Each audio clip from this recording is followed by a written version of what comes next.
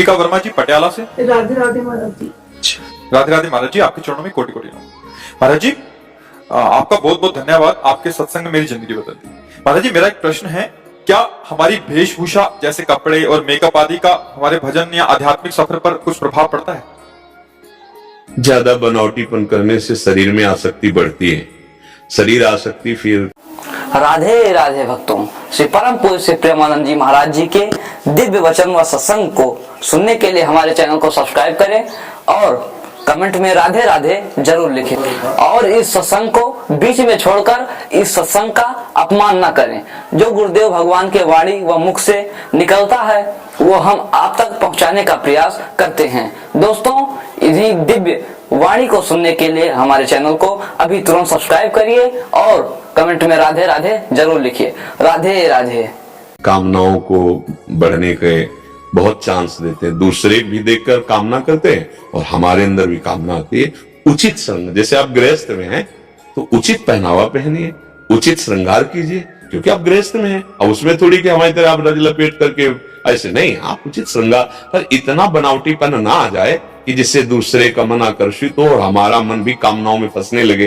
देखो, देह तो हम है नहीं, न तुम स्त्री हो न पुरुष हो, अपने कर्तव्य पालन के लिए स्वांग मिला है। अब जैसा आपका रूप है, आप शीशा से में जैसे देखते हैं ना, अब ज्यादा उसमें बनावटीपन करेंगे तो बार बार देखोगे, वो आसक्ति इसी में बढ़ेगी।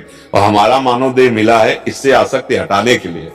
तो उचित श्रृंगार, जैसे गृहिणी अपने घर में अपने पति आदि के, तो उचित श्रृंगार और सावधानी पूर्वक जीवन यात्रा में कोई गलती ना होने पावे, तो आपकी भक्ति पथ की पुष्टता वाली अंदर भावना आ जाएगी।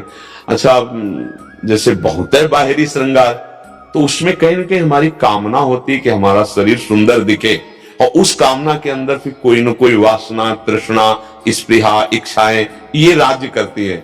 फिर हमारा जो मार्ग भक्ति का है वो ढक जाता है। हमारा सात्विक जैसा, और हम आपको सच्ची कहते हैं, सुंदरता तो सत्यता में चलने पर मिलती है। आप भजन करो और थोड़ा संयम से रहो उचित, तो आपके चेहरे पे एक लावण्य आ जाएगा। मुख प्रसन्न तन तेज विराजा, कीनस रामचंद्र कर काजा। कोई भी हो, चाहे स्त्री शरीर चाहे पुरुष शरीर, संयम से चलो और भजन करो तो आपके चेहरे में वो सुंदरता होगी जो दूसरे के देखने पर निष्कामता बढ़ाएगी, कामना नहीं। देखो ना, संत महात्मा जन जो भगवान में चित्त जोड़े, कौन सा भैया श्रृंगार बाहरी होता है, पर एक दर्शन करने के लिए जाते हैं ना लोग, वयोवृद्ध हैं, कोई बाहरी रूप की बनावट नहीं, अरे एक अलौकिक सुख मिलता है। उनके देखने से ऐसा लगता है मैं देखता ही हूं, उनको देखने से ऐसा लगता है ये अपने हैं, उनके देखने से एक अजीब आह्लाद होता है, आनंद होता है। क्यों? क्योंकि वो सत्य मार्ग में चल रहे हैं, भगवत मार्ग में चल रहे हैं। मुझे लगता है जो भगवत मार्ग का पथिक है, चाहे स्त्री हो या पुरुष हो, सात्विक वेशभूषा में रहे, क्योंकि वेशभूषा का प्रभाव हमारे चित्त पर पड़ता है। हम जैसे वेशभूषा धारण करेंगे वैसे ही हमारा अहम हो जाता है। हम जैसे बनावटी करेंगे ना तो उसमें कामनाएं हैं, इच्छाएं हैं, वासनाएं, तो वो दूसरों के प्रति भी और अपने प्रति भी ठीक नहीं है। सात्विक वेशभूषा, सात्विक श्रृंगार, आप देखो आपका जैसा स्वभाव है, जैसा स्वरूप है, वैसे बर्ताव करो। भगवान ने तो विधान बनाई दिया आपके सुख के लिए। अब अगर बाहरी हम कुछ ज्यादा करते हैं तो उसमें हमें फिसलने का डर है और उसमें कामना बढ़ाने का सामने से भी डर है। तो हमें संसार तो इसी में विचरण करता है। लेकिन आप भक्ति मार्ग में अध्यात्म से पूछ रहे, तो आपने भगवान को जो रूप पसंद आया वो दे दिया आपके कर्म कर। अब उसी से हमारा ये स्वरूप थोड़ी है, इसका तो छोड़ना ही है, आज नहीं तो कल छूटेगा। और इसकी गति भी आप लोग जानते क्या हो, नहीं?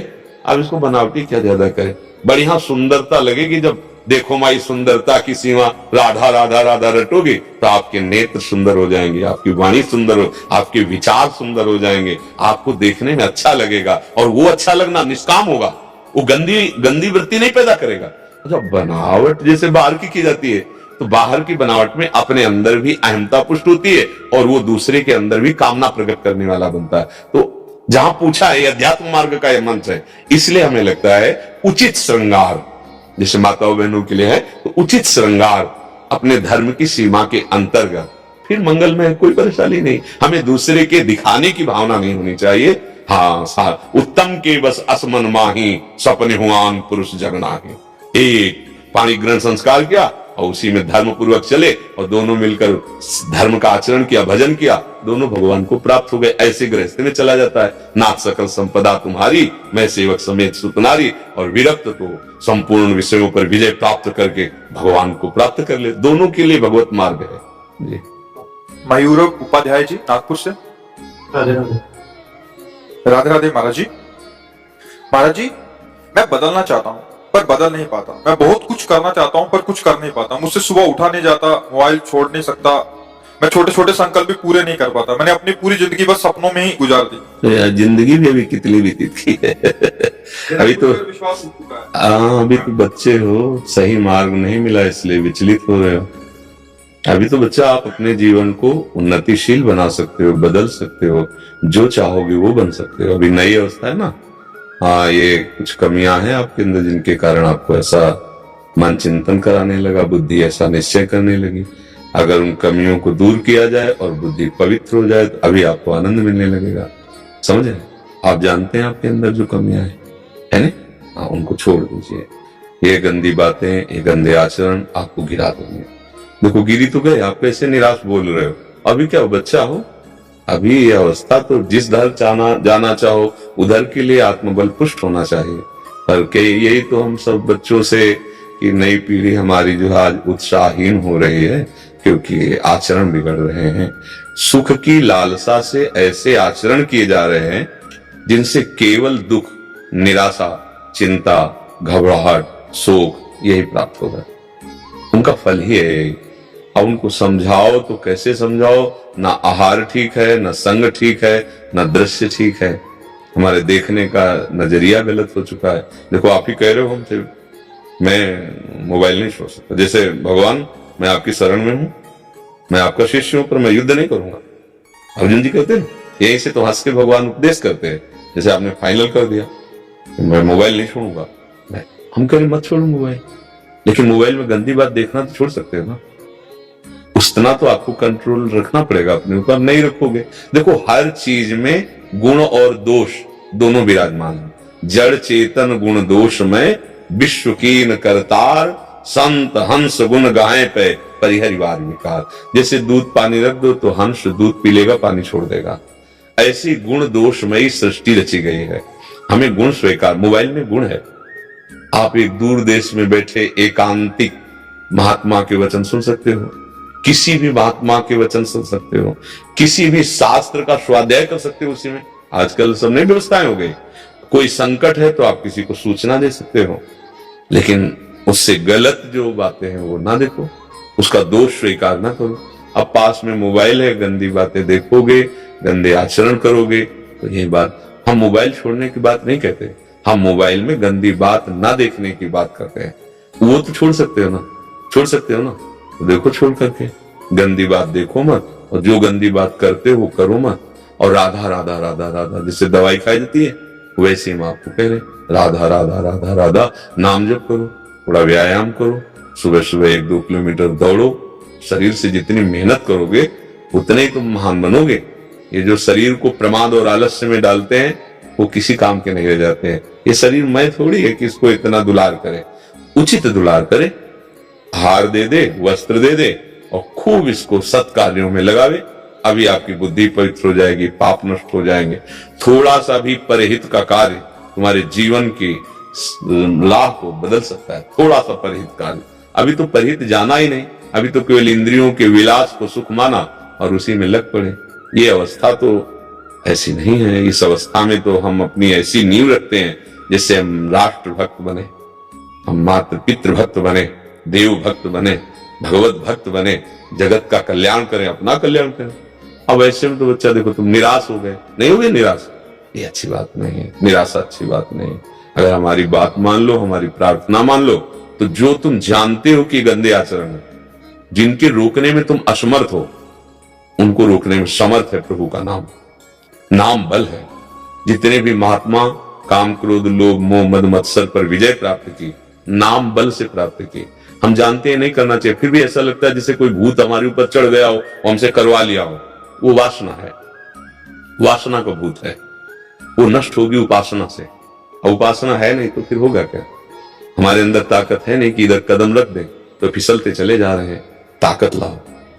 हाँ, ब्रह्मचर्य ताकत है, नाम जप ताकत है, दूसरों की सेवा ताकत है, दूसरों का आशीर्वाद ताकत है। बड़े बुजुर्गों के जब चरणों में माथा रखते हैं, उनका हृदय प्रसन्न होता है, तो वहीं भगवान बैठे।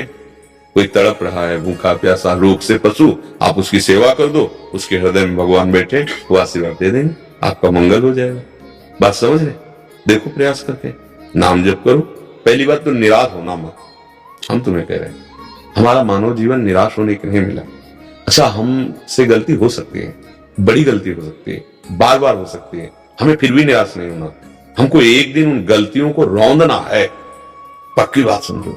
अगर तुम ऐसा भाव नहीं रखोगे तो फिर जैसे अभी बोले ना, ये आपको गिरा देगा, मतलब आपको इतना निराश कर देगा कि आप कुछ और सोचने लगेंगे कि अब जीवन का मतलब क्या रहा। इसलिए ऐसा नहीं, अभी तुम महान बन सकते हो।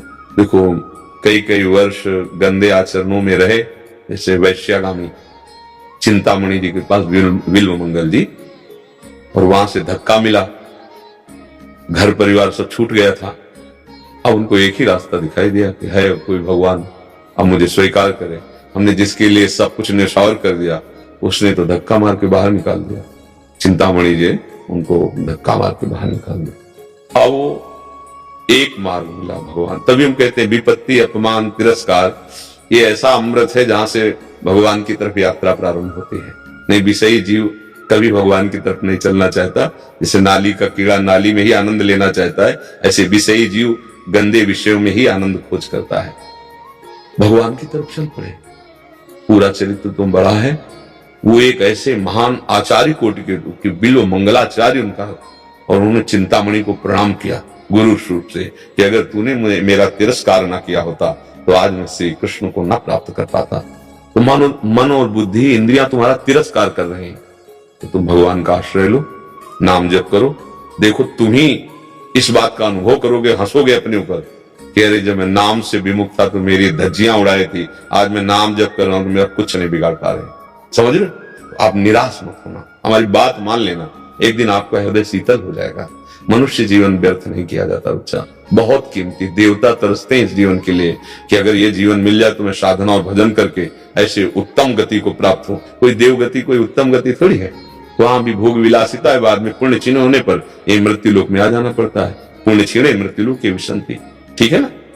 धैर्यवान, नाम जप, जो तुम गंदी आदतें जानते हो उनको छोड़ने का प्रयास करो। अगर फिर गलती हो जाए तो निराश मत होना।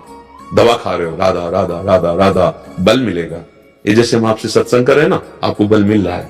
अब आप देखना, अगर हमारी बात पे चलोगे तो आपको लगेगा कि जैसे कोई जबरदस्ती हमसे करवा रहा था, ऐसे कोई जबरदस्ती हमको बचा रहा है।